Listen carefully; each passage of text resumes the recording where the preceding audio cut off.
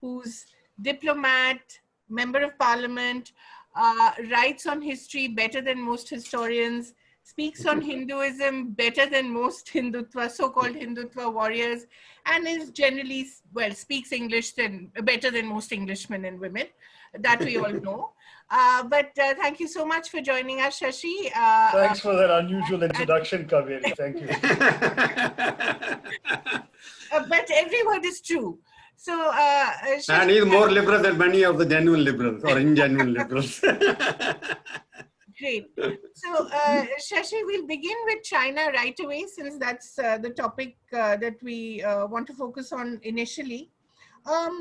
Do you think that there's a moment in history right now where India can look at this adversity as an opportunity in terms of its global leadership? Well, you're jumping a little ahead of the game, because we don't quite know how this present crisis is going to turn out. Right. At the moment, I think it's very difficult to feel anything other than that it's been a very major setback for India. We were caught napping by the Chinese adventure in the Galwan Valley and across the LAC. There was clearly some sort of intelligence failure, in that we didn't know what exactly was being prepared by the Chinese. All indications are that the Chinese have made inroads into a number of areas, particularly Pangong Tso, the lake, Galwan Valley, overlooking the very crucial strategic road for us, the DSBO road, DSDBO road as we call it. And then on top of that, there have been other pushes forward of slightly less significance. But what seems to be happening is that the Chinese are indulging in a much bigger game than we in India have woken up to. They seem to be thinking in terms of a long-term future settlement of the border. They've been saying for years, for about 20 years now, that we should leave the border to future generations to settle while we concentrate on expanding trade and economic relations and so on. But the fact is that the future generations may actually have a very different border to settle, because the way things are going, periodically there are little incidents, little encroachments. There's no big war like 62 where they came in big numbers and took over the whole of Aksai Chin. What you've got is little small encroachments. This one went badly wrong because 20 Indians were killed. But the idea seems to be that each time there's a little flashpoint, India will go and try diplomacy, a big announcement of disengagement. But at the end of the disengagement, the Chinese troops are in a better position than before the crisis happened. And the net result is, at the end of a generation's time, another 20, 25 years, we're going to end up with a very different LAC. And then the Chinese will say, okay, let's settle the LAC, we'll keep what we have, you keep what you have, and it'll be a different story. So the Chinese seem to really have a capacity for thinking in the long term, thinking in a very generational way, to use their own word. Whereas we in India, we are a democracy, we are driven at most by the expedient, by the 24/7 news cycle, by how to manage the headlines, by what will sell at the next election. We don't seem to think long term. And therefore, at this moment, before we ask questions about whether this is an opportunity for India, let's face the fact that it has been a very serious setback for India. Now, about the opportunity that exists would be, in theory, the opportunity to rally a resistance to what the Chinese are doing. But that is an opportunity that, again, we stumble against, Kaveri, because of our very long and very committed refusal to get into any alliance relationships. Strategic autonomy has been a buzzword since 1947, but as recently as yesterday, our foreign minister said in a public interaction that India has never been and will never be involved in alliance politics, which means that there are limitations to how far you can go if you don't have allies. If tomorrow there is a joint China-Pakistan pincer attack across the LAC and the LOC, for argument's sake, obviously it's a job of our diplomacy to prevent that. But if it happens, without an alliance, are we equipped and able to cope on our own? The jury is still out. So there are questions like that that really will have to be looked at. So there is a theoretical opportunity, but the building blocks to take advantage of that opportunity have not yet been put in place. Shashi, you raised this question of alliances and whatnot, because non-aligned policy of Nehruvian model of non-alignment, that seems to be dead. As far as we know, the non-alignment is dead, and you are still pushing for alliances now. Is it strategically desirable for us to join a kind of alliance against China? Or what kind of alliance? I'm not pushing for it. I'm raising the question. What do we mean in terms of a new opportunity? I'll give you, I have a recent article which argues that we can't afford to join the containment game precisely because we don't like to put all our strategic eggs in any one basket. Therefore, we will never have alliances. That seems to be the taken for granted vision of every policymaker in Delhi, of every party. Therefore, what we have to do is find ways in which, short of alliances, we can create a sort of environment of relationships, a network of partnerships by which we can do something about China. But it can't be the containment game that the US would like us to play, and that would require an alliance and we are unprepared to commit to. So what I've suggested is that instead of containment, we should think of a policy of constraining. Constrain rather than contain. And no, I'm going into bigger question because you believe in Nehruvian model of politics and diplomacy so far. What I understand. Maybe for you, that's a term of abuse. The question is, I think now the Nehruvian model, as far as the BJP is concerned, is dead because they're dead against Nehru, whatever Nehru did or Indira Gandhi did. But I think the South Bloc is still dominated by Nehruvian way of thinking. They look at the wall and see Nehru and they start thinking like that. What came yesterday, it reflects the Nehruvian way of thinking that we will not be aligned with anybody. But do you think now Nehruvian model is obsolete? It has to be relooked as a diplomatic? Look, Nehru himself was an incredibly intelligent and flexible figure who would have evolved with the times. It's just that the poor man passed away 56 years ago. So we keep talking about an old model. I think he himself would not follow the rules that he drew up in an era which was very different from today's era. So clearly Indian foreign policy has evolved and must evolve. As far as I'm concerned, there's no real contradiction of Nehruji in saying that. He took a certain approach that he judged to be right for his time and for the circumstances of the world at that period. And today the circumstances are very different. Though paradoxically, the unipolar moment that seemed to discredit non-alignment, the period when there weren't two superpowers not to be aligned between, that period is disappearing. And because the Chinese are rising up very much as a superpower, they are going to overtake the US in purchasing power parity terms imminently. And in absolute dollar terms, they will overtake the US well before the midpoint of the century. So there will be two major superpowers, but there are major differences. And I think, again, the template of the Nehruvian era won't exactly apply because, for example, the US and the Soviet Union were two superpowers that had nothing to do with each other. There were no economic relations. There was no mutual investments. There were no cultural exchanges. There were no Russian students in American universities, or American students in Russian universities, or businessmen, or tourists, or whatever. And so it was a very different era from the US-China Cold War that people are talking about, because the Chinese own more American treasury bonds than America does. The Americans have more investment in China than the Chinese do. Both countries have massive, China has more students in American universities than India does. America has more students in China than any foreign nationality, etc., businessmen, tourists, all of that. I think very clearly it's a very different template from what we saw. Shashi, there is some kind of a similarity between what happened during Nehru time and what is happening in Modi's time. Both of them, I think, trusted Chinese much more than what they should have been trusted. Don't you agree on that?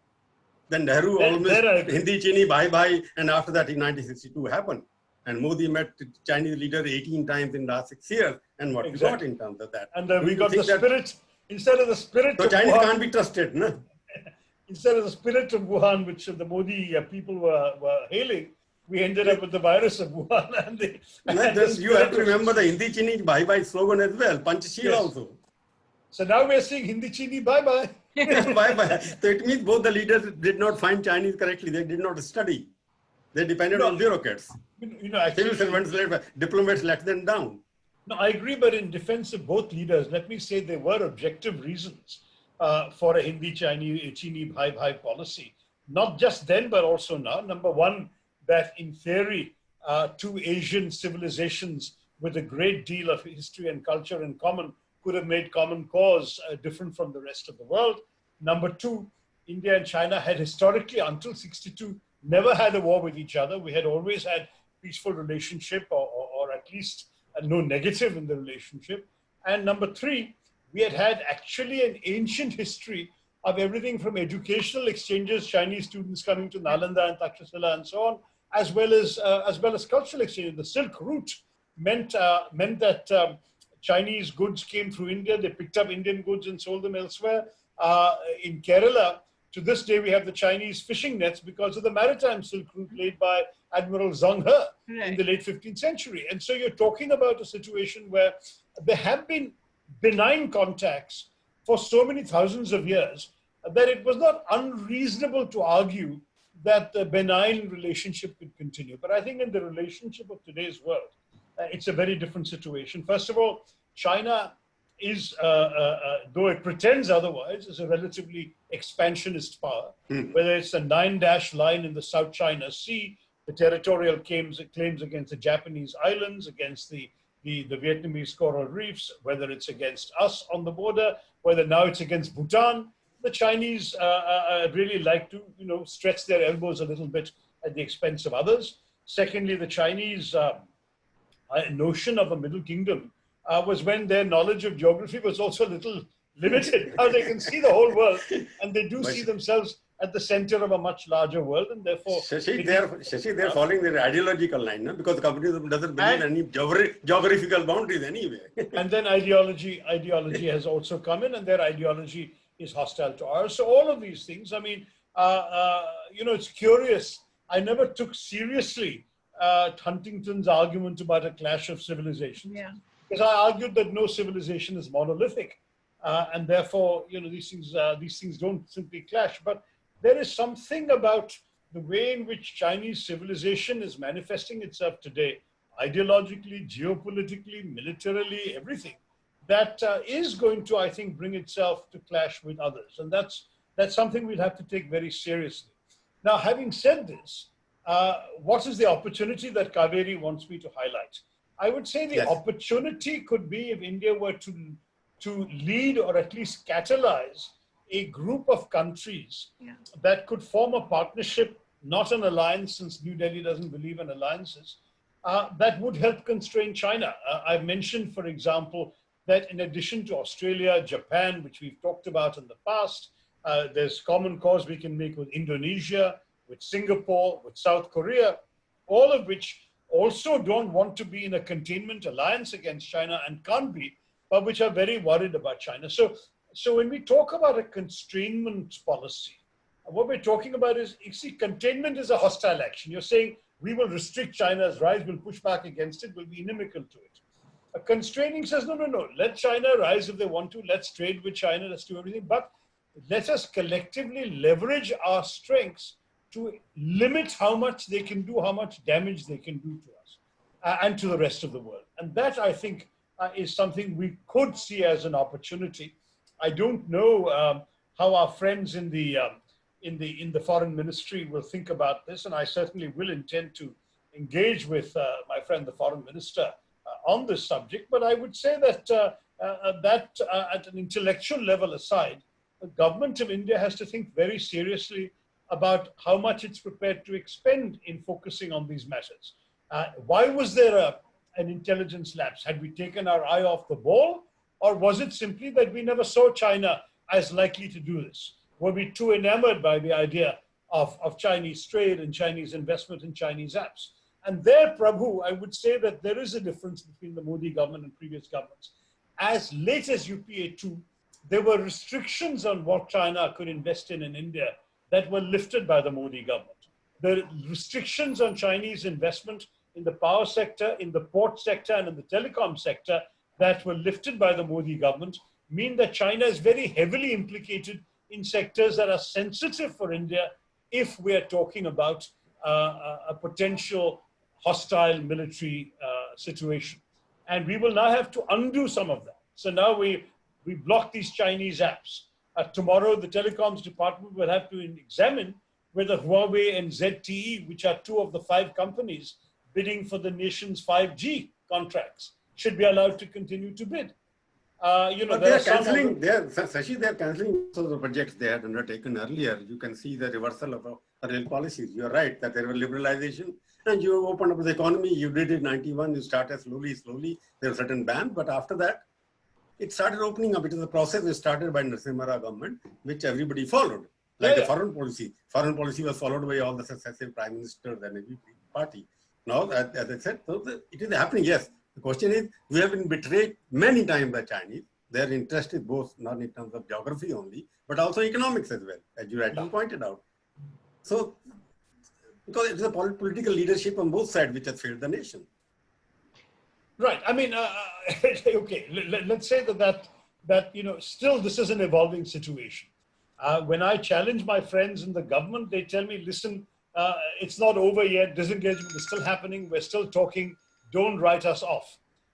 Meanwhile, my party, I think understandably, feels that there has been a very major setback that the government is unwilling to acknowledge. And the government cannot pull its wool over the eyes of the Indian media and expect the Indian public to be fobbed off. I think we have to now face up and look at the realities. So let's see. If it's an ongoing process, let us see if we can restore the status quo ante. That will be the acid test. If Chinese troops, including in Pangong So, in Galwan Valley, in Depsan, in all the areas where they have made advances in May and June and July, if they will actually go back to their April positions, then we can say to the government, you've achieved something. But even then, I would be vigilant. Because Shashi, you are referring to, Shashi, you are again referring to this encroachment of coming on our side of India. Prime Minister is on record saying that they never came this side, they never came to our side. How do you refute that kind of thing when the Prime Minister... I think it's very, very disappointing, the Prime Minister's statement, because the immediate reaction was, if the Chinese were not in territory we consider to be ours, why did 20 of our brave Jawans die? Where did they die? They died asking the Chinese to vacate territory they considered not to be Chinese. Now, the technical explanation, if you want, Prabhu, is that the Chinese have claimed a certain idea of the LAC up to which they patrol, and we have claimed a certain idea of the LAC up to which we patrol, and there is a certain area of overlap almost in multiple sections of the LAC. That is that where we think it's our territory and they think their territory, there are areas where both countries consider. That means the buffer zone, you're talking about the buffer zone. There isn't a buffer zone. Literally, the Chinese are patrolling in areas today that we are patrolling tomorrow. That was the situation. But in these areas... It's like Pakistan, when all of you congressmen claim that they never went there and had blown up the terrorist camp there.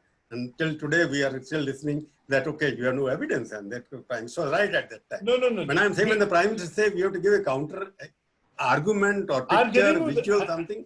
I'm giving you're assuming, yes, I agree with you. You are assuming that, okay, because where did they fight? Did they fight in their territory or our territory? That's the question is relevant. Prabhu, they have not only fought, they have established durable structures in territory that we have historically claimed to be ours.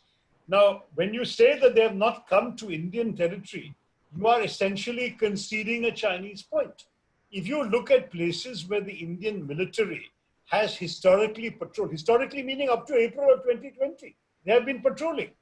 Now, the thing is that there was a very good modus vivendi for many years. I mean, frankly, I've received briefings on all this when I was minister in the External Affairs Ministry. So I'm not telling you something which is not official Government of India policy. And the official understanding is, listen, there are different perceptions of the LAC, but we have worked out a very healthy relationship with the Chinese. We will patrol in the area we believe to be ours on Monday. The Chinese will patrol there on Tuesday. As long as we talk to each other and we understand what we're doing and we don't actually fire at each other, we'll manage like this until one day the diplomats settle the border. That was the basic way it was functioning. So every once in a while, when the guys got the dates wrong and they both showed up in the same place at the same time, and you have been in magazines that I have read where you have published articles saying standoff between India and China, soldiers pointing guns at each other. These things have happened, but they've always been diffused. and people have gone back to their understanding. What is happening under Xi Jinping since 2014 is very different. The Chinese are actually moving to what they claim to be the LAC and staying put. In fact, the first major such incident happened when Xi Jinping was visiting Ahmedabad. You remember this in 2014. Yeah. When they actually pitched tents, it was not concrete bunkers, but they or containers, they pitched tents. And it was a huge embarrassment. It completely screwed up the visit. And the Chinese were grossly embarrassed. In fact, many China watchers assumed that Xi Jinping had not yet established control over the PLA, and that's why it was happening. Yeah. I think what we're now realizing with hindsight is a policy he had approved took place on a timing he had not approved, and that's what had happened. So now what has happened is, you can see from Doklam in 2017, what happened in Doklam. Now, if the camera is catching this is the Doklam Plateau, right? Now, the Chinese started building a road here. Here is Sikkim. Our guys saw it, and they came down on the basis of the Indo-Bhutan Treaty, and they said, you can't build a road here. Stop. And the Chinese stopped. For 72 days. There was a standoff. And then, in what was hailed as a great triumph of Modi diplomacy, the Chinese withdrew from here. Right? That's what happened. True. But what did the Chinese do? They went this way, and they built a road, helipads, bunkers, permanent installations, and they've come exactly where we don't want them to come, which is the heights overlooking the Chicken's Neck that connects West Bengal to the northeast. Now, the Chinese, in other words, are constantly taking strategic advantage, and all that the Indian government has been doing is claiming PR advantage, saying nothing has happened. See, we had a big triumph, the Chinese are pulled out of here. But the Chinese have accomplished exactly the same strategic objective in a different route, and a more complicated, perhaps for them, a more troublesome and expensive route, but they've done it. So where do we stand in India tomorrow? If there is a war, they can interdict and shell the roads connecting West Bengal to the northeast and interrupt our supply lines. Now, my concern about all of this is, as an Indian, and I'm a patriot, not a chauvinist, I would say that the government really needs to wake up and smell the coffee, rather than merely saying that if you manage a compliant media and say, no, nothing has happened in Indian territory, I am telling you, the Chinese didn't come here. The Indian media should be asking questions. We are seeing one or two brave journalists raising these questions with photographs. Thank God for Google Earth, because you can get satellite pictures of showing April and showing today and showing the difference. There are some very serious differences in terms of installations the Chinese have installed. So if India manages to restore the status quo ante, I will say, personally, I will say hats off to Modi and his government's diplomacy. Until that happens, the best we can say for the government is they're still negotiating. But at the moment, they've suffered a setback, and let's not pretend otherwise. Talking about leadership, Shashi, how do you think that this government has handled the pandemic? Has it again been more PR than actual gains on the ground? Do you think it could have done better? At the national level, first of all, I was one of those who called for a lockdown. I called for it earlier than Mr. Modi implemented it. So I cannot criticize the decision to have a lockdown. Right. But I will criticize the fact that the lockdown was given at such absurdly short notice. Yeah. Many of you will remember that the government actually gave us 72 hours to have a Janta curfew on a Sunday. So we had that much of notice for a one-day curfew on a Sunday when many of us are relaxing at home anyway. And it was a success until 5 o'clock. Idiots came out and started marching in the streets, banging drums and thalis, and that became a disaster. But apart from that, actually the Janta curfew worked because people had time to plan for it and organize the day so they could do it. Unfortunately, 2 days later, we were given 3.5 hours notice, or 3 3/4 hours notice for what became in the end a 4-month lockdown. Exactly. Or it was announced as a 21-day lockdown. Now, no one could plan for that. When you are saying that literally as of midnight, there will be no planes, no trains, no interstate buses, highways will be closed, you stay at home, people were completely caught. I mean, there were people in all sorts of difficult situations, people visiting relatives or friends, and people on business trips, migrant workers stuck in other states far away from their families, employers with employees in various multiple locations, all sorts of crises that no one could plan for. You'd given them the same 72 hours, or ideally given them 4 days, and you had kept flights and planes and trains and buses running, people would have been able to take care of their personal plans, and you wouldn't have had the crisis of migrant workers that followed. And the huge crisis that also continued for weeks on end. As an MP, I literally got tens of thousands of representations from people stranded in other states, in other countries, desperate humanitarian situations, all sorts of problems that could have been avoided with something as basic as a decent notice period. And we would have thought that Prime Minister Modi had understood the value of a notice period Yes, from the Janta curfew experience. Yeah. Or And from instead, demonetization. I mean, the disaster that it was. demonetization showed that he actually likes shock and awe. Yes. That the shock and awe method Yeah. that he prefers, that the American generals boast about, this seems to be his preferred style. Shashi, I don't want to go back into the demonetization, but I'll discuss the pandemic with you. Whatever it did, rightly or wrongly, what do you think? It has been a success or a failure in terms of numbers? I would say in terms of numbers, as of now, ultimately we are interested in the result. Yeah. So sadly, I would your say own Kerala government was lauded by all the liberals and people like me. But no more. After that, no more. It means all the figures which were being given to us, they were being filed by PR agency and we are accepting them. And I was the first person to raise the numbers question with the minister. And that's exactly what applies nationally as well. Number one, we didn't use the lockdown period well because of lack of planning. Number two, we didn't use it, unfortunately, to strengthen our capacity to cope with the inevitable.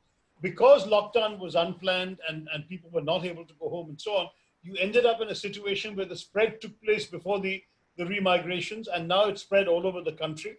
There was a time as late as June when a majority of the districts of India had no reported cases. Yes. Today, there's a very, very tiny number of districts without reported cases. Secondly, and even more troublingly, the numbers keep shooting up. And you've seen the seropositive study of Delhi yesterday, which came up with the startling finding that 1 out of every 4 Delhiites has this virus. Right. 1 out of every 4. I mean, we're talking about 45 Shashi, lakh people. I am to interrupt you here again. But that's how the figures are being played out by the people who are trying to promote the pandemic rather than promoting the remedies.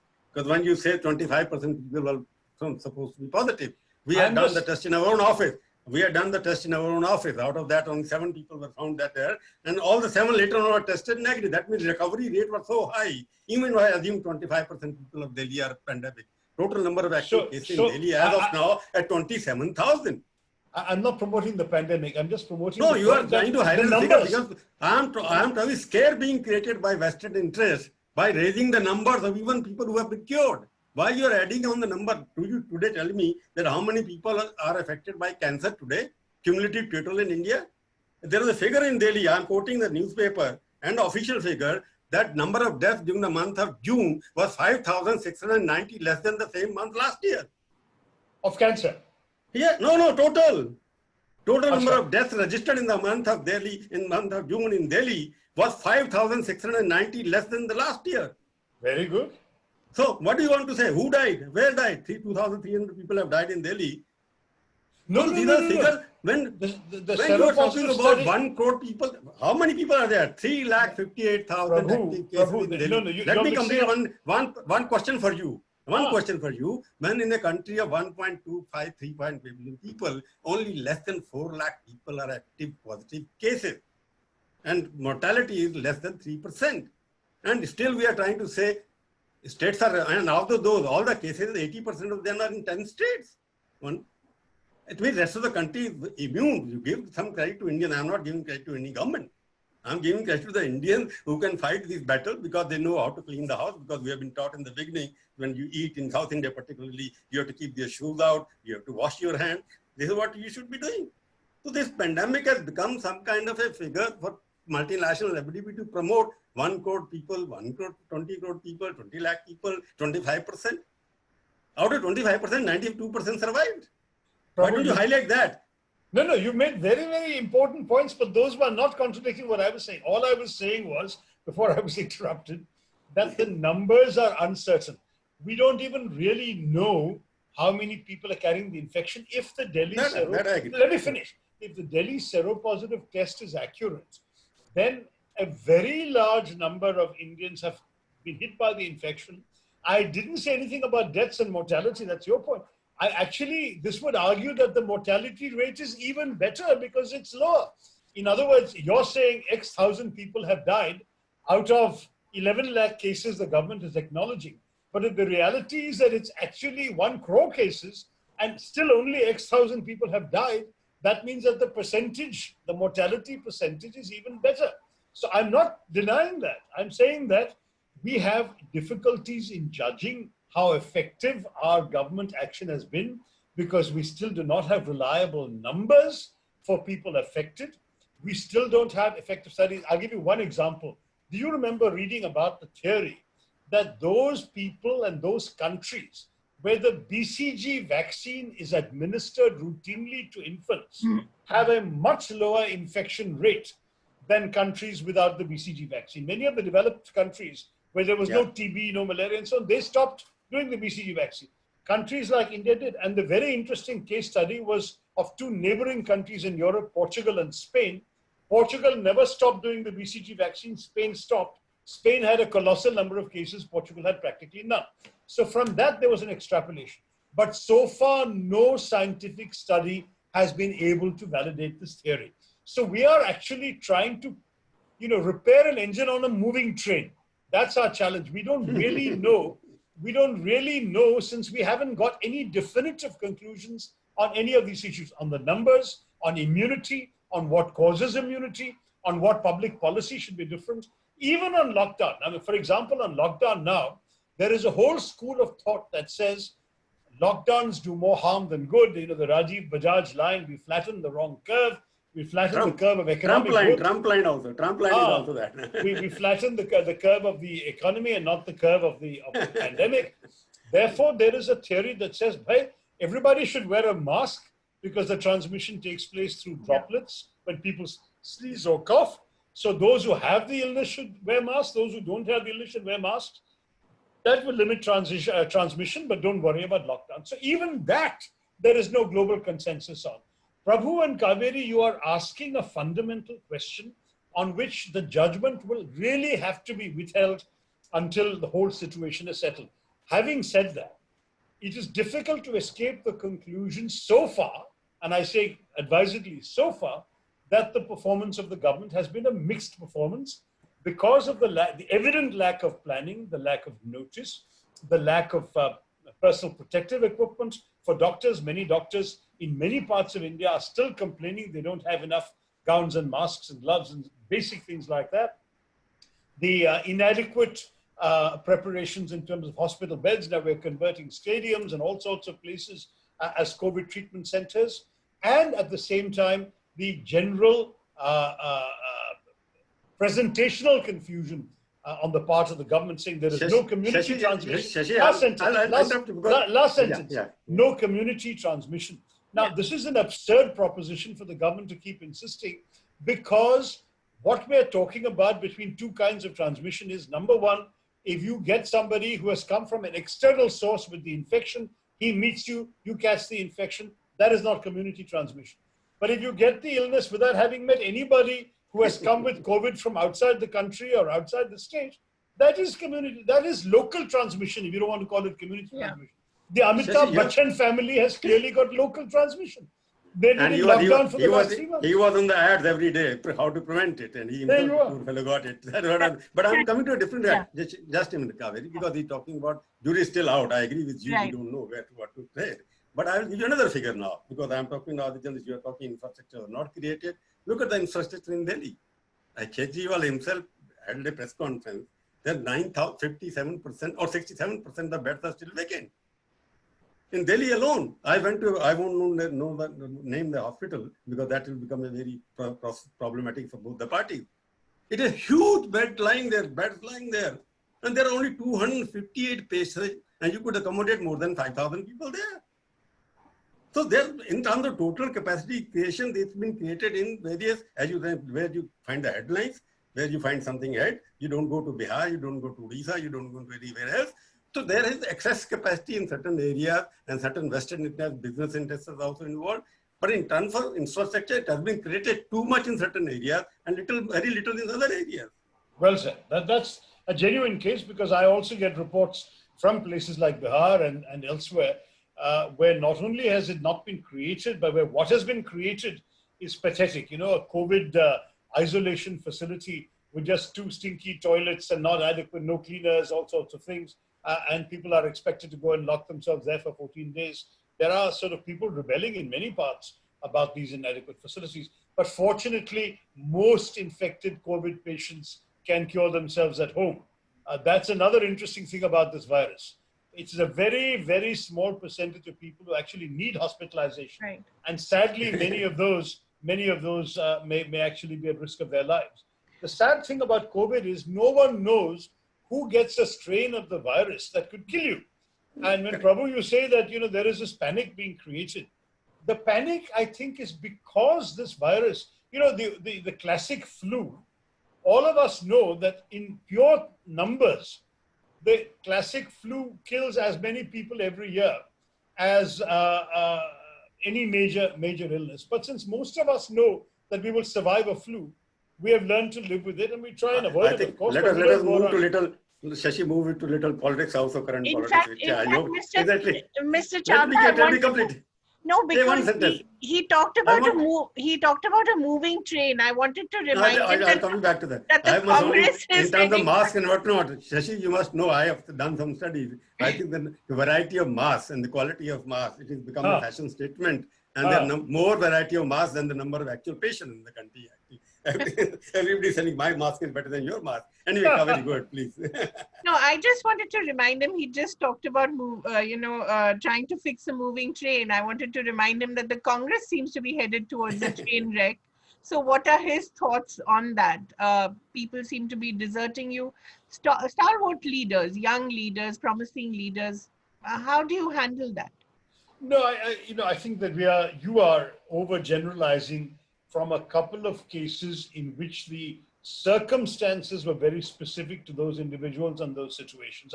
I don't say this purely in a defensive way, because the honest truth is that all of us want to see a reformed and revived Congress party. But I would say that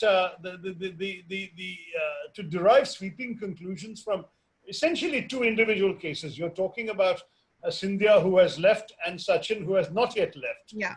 And we hope still will not leave. But factors relevant only to their particular circumstances may have been dominant. There is no pandemic of disenchantment sweeping the party.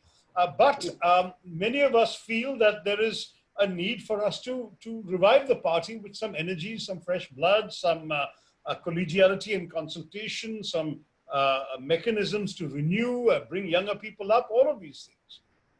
But Shashi, you've made so many attempts. You've headed the Professionals Congress. You've tried your own bit. Yet we can't seem to get away from this secret list that the BJP has, where you're always top of it on people most likely to leave the Congress for the BJP. No. I think that's only... You're always top of the list. That's only those who have not read me. I think those who have read my writings for 30 years know, and I know Prabhu is one of them. He knows well because I used to write for him and he was editing the Express. That my beliefs, my ideology has always been that of an inclusive and progressive politics, liberal and centrist in its orientation, committed to social justice and individual freedoms, patriotic definitely, but in its determination to protect both national security and human security. And all of this, I believe, still has a great appeal to a large section of the population. I know that the vehicle to transmit this ideology has to also be capable of winning enough votes to form the government. And in 2 elections, we have been found wanting. That's why we talk about needing to reform and revive. But it's not the ideology or the principles. So because the BJP has in many respects a very different ideology, I couldn't possibly make common cause with them. That's the simple thinking. And I think they've realized it. There was some, particularly, I think in a certain period, in the first term of the BJP, who nurtured certain delusions, but it was really never on the card. So I think you can worry about that. You can stop worrying about that, but worry about the larger question you asked. I would say that I hope Sachin doesn't leave. I think Scindia's circumstances were particularly special to Scindia and to Madhya Pradesh in that particular context.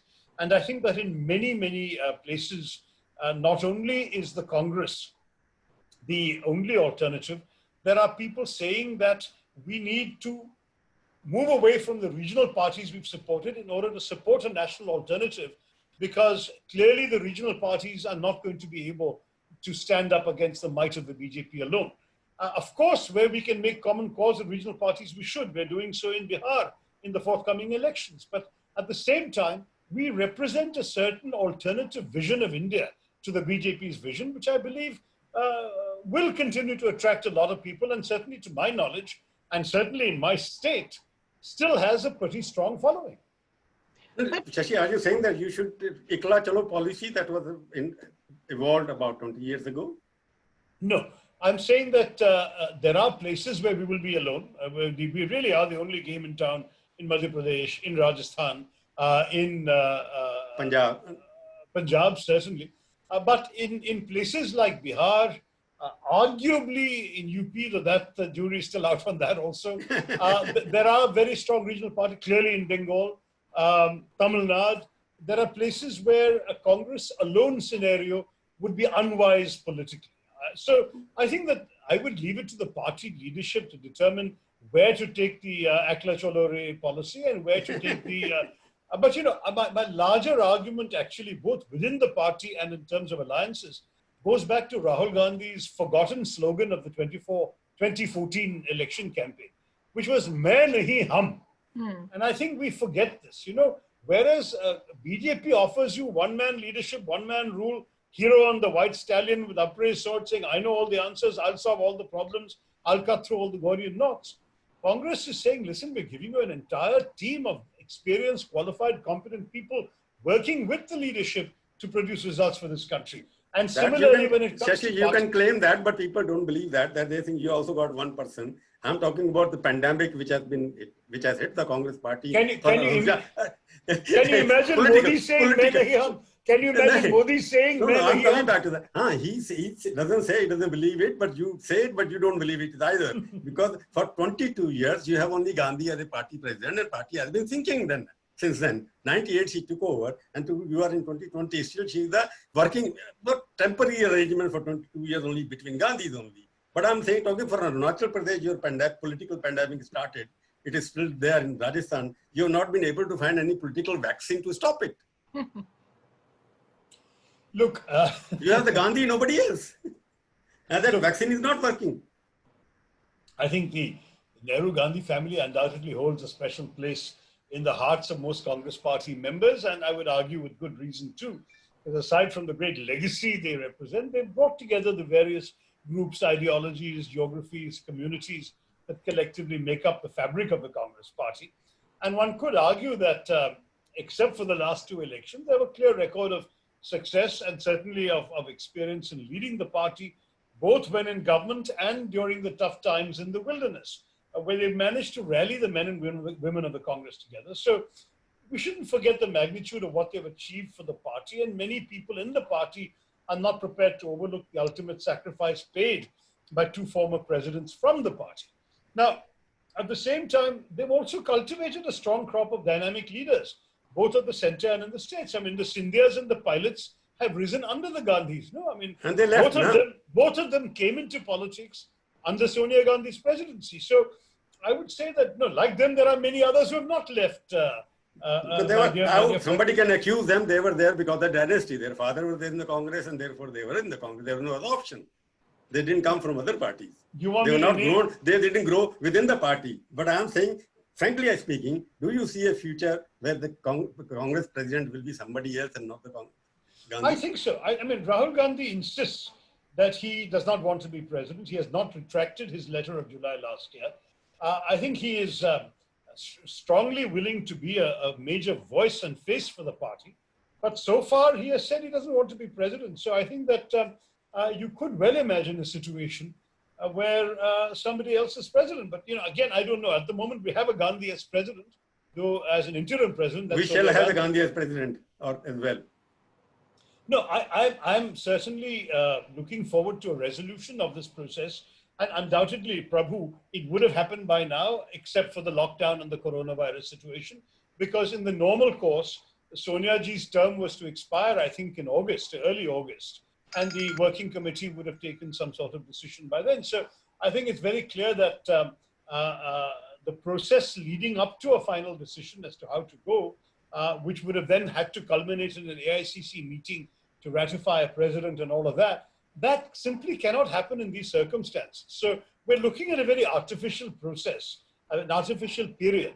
And I think it's all the more unfortunate, actually, that the issues are being raised at a time when it's difficult to resolve them. I think in the course of normal politics, there would have been much more discussion amongst Congress people, with the Congress leadership and so on, and you would have seen something happening. But clearly, this has been an artificial period, Prabhu, and I don't think you can easily say that that this represents anything real for anybody's politics. I mean, I would say that, by the way, when you speak of dynasty, I can name a dozen BJP leaders who are also the sons and daughters of politicians. So this seems to be a cultural phenomenon in our country, and I don't think it's unique to the Congress party. Only the dynasties are moving back to BJP, most of them, basically.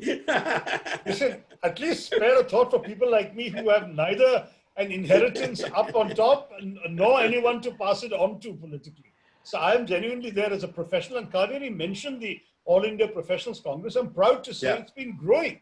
Yeah. It's the one part that I'm aware of that has actually been increasing its membership every single month this year, including in the lockdown period. So I'm very happy that we do have an appeal to certain thinking professionals who are not happy with certain directions. Even Shashi, professionals are moving out now. You are throwing them out of the party.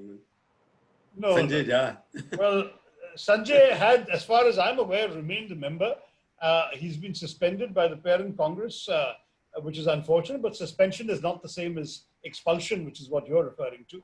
And I hope it doesn't come to that, because Sanjay is an absolutely true blue congressman who has fought for the party, but I think he showed poor judgment in some of his statements, and that's why the party has apparently taken action. But I would say that Sanjay will always have a place in articulating a Congress ideology once this particular episode is behind us. Shashi, which brings me to the last point, which is this other great conversation starter about you. There are many, but that if you can be Rahul's Manmohan Singh. I don't think Rahul needs a Manmohan Singh, to be frank. I honestly don't, because I think Sonia ji took an amazing decision, which the whole nation hailed as an act of sacrifice. But we all know the circumstances that may have played a part in making her take that decision. She had a certain set of constraints which clearly did not apply, do not apply to Rahul Gandhi. Rahul Gandhi is born and brought up here. Sonia ji was not. Rahul Gandhi is the son of an Indian father. I don't think anyone can question either his nationality or his patriotism. And you had, unfortunately, with Sonia ji, people kind of distracting the nation with statements about shaving their head and sitting in parliament, and others saying that, how can somebody not born of our soil lead the country, and all of this kind of talk. And that had created a certain atmosphere. And I think though Sonia ji was perfectly legally, constitutionally, morally, and politically justified in taking on the prime ministership, she decided she didn't want to be a distraction, and we should respect that judgment. The nation respected her for it. I think if you took any popularity poll before and after that decision, she would have gone up in people's esteem. In the case of Rahul Gandhi, none of these constraints exist, so I don't think he needs a Manmohan Singh, frankly. He speaks very, very effectively and unchallengeably as somebody with the right to speak for India and the right to speak for the Congress party. So, I mean, whether other leaders emerge in the Congress is certainly yet to be seen. But if Rahul Gandhi were to be reappointed in the leadership, I don't think that there can be any question that he needs somebody else to be an acceptable face. So now, there is a different argument. Yeah. There is a different argument, which is that Rahul Gandhi may well feel that the organizational task of running the party, as opposed to being the face of the party. So there could be an argument for a reversal of the Sonia ji Manmohan situation, where Sonia ji ran the organization and Manmohan Singh ji was the policy face of the government. You could, in the present situation, easily envisage an opposite situation where somebody with a lot of organizational experience and so on runs the party hierarchy, runs the party organization, takes the nuts and bolts decision as to who should be general secretary there and who should be doing something like that. And Rahul Gandhi continues to be the policy face of the party. So you can actually have a reversal. But it's not that he needs a Manmohan Singh in the sense that your question implied. Could it be you, Shashi? Look, I mean, when it comes to I think this thing, Rahul Gandhi and Manmohan Singh, that was in context of the government. Yeah. You are talking in terms of party now. Party. Good. Why can't Shashi lead the party? No. I'm just asking a question. What does it mean? That it means Rahul Gandhi should remain the president, face of the party, and somebody else should run the organization. Like Venugopal, that the person who was there already doing it. But look, that is not working. No? You're asking me a question that, as the Americans like to say, is above my pay grade. I am in no position, no position to determine any of these. All I'm saying is that as the leadership, the high command, as we like to call them, comes to a conclusion, I'm sure all of these options are available. One option is indeed for the previous president to be reappointed president, that would be Rahul Gandhi, and to subsume both roles, leading the organization and being the policy face. A second policy would be for him to stay aside and say somebody else should do both of those things. A third policy could be that he says, no, I will be the policy face, I will articulate the party line, I will lead the party politically, but somebody else should be the party president, run the organization, and that could be somebody with a lot of organizational experience in the party, which clearly would not apply in my case. I mean, it all depends. Basically, Shashi, if I conclude it that way, that you're recommending there has to be reform within the Congress party where the face and the person who actually runs day-to-day function, they have to be two different people. No, I'm saying that is reform an option. Internal democracy. I'm saying it is an option. I'm not saying it's the only option or even the preferred option. No, one of those options. Depends. No. As I said, you could have a full-time president who's prepared to do both. But if the person who is most likely to be elected by the party workers as the full-time president doesn't want both roles, then there are other options available. That's all I'm saying. Let me stress, Prabhu, let me stress one thing. First of all, that I'm talking aloud with you because you're asking questions aloud, but these are processes which are well established within the party. There is an AICC mechanism, there is a CWC mechanism, there is a high command. They will be making the decisions. So I don't see that there is a crisis in the party. But when I speak of reforming and reviving, I'm talking about very specific things. Reviving institutions within the party. Reviving by bringing in fresh faces and young people at various levels. District level, PCC level. Also, of course, in office bearers in various parts of the national apparatus. Then at the same time, I'm talking about reviving through inspiring people by our effective opposition to some of the misdeeds of the government and articulating a positive message. This nation needs both opposition and let me now, because now you are a politician, but you are arguing like a diplomat. No? You say nothing at the end of it. But let me, uncharitable. I mean everything. Uncharitable, I can't figure out what you said. Ultimately, I want to be very specific. You mean to say that the time has come where Gandhis alone cannot deliver. They need the assistance of some people who know the subject, who know the organization, who know the nuts and bolts. Are you saying that? I think the Gandhis would say to you that they've never claimed to have delivered alone. High command was only Gandhi. You want expansion of high command. You need the expanded high command. Listen, the high command is not just the Gandhis, it is also the leaders around them and the working committee of the Congress. So the high command is a large entity. Listen, don't get me into an unnecessary quarrel with you and with others. All I'm saying, I have said very clearly, as far as I'm concerned, I'm asking as a journalist. The Gandhis themselves, I think, have brought up a number of talented, capable, able leaders who have been able to offer strong leadership and work tirelessly and effectively to take the Congress party forward. So they themselves will tell you, we didn't do it alone, we're doing it together, and the party should be a party of people working together. That is my message. Main nahi hum. Which hum you don't know. They are also hum, not two of them. Three of them.